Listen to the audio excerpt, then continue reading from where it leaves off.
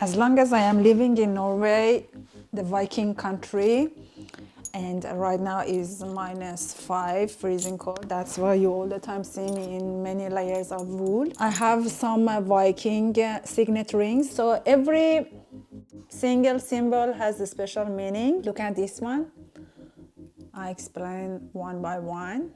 So these are basically men style ring, but and have different sizes. I have only one in my collection because I can do custom made. So if you are a fan of, look at this one. These are all Viking symbols.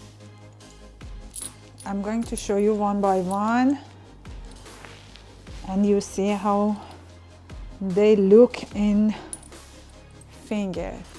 The material is stainless steel, so it's very high quality. It holds the color and you can take shower and wash it, never fade. It will remain the same. So if you are a Viking fan, here is your heaven. Da-da! Let me know which symbol is your favorite symbol.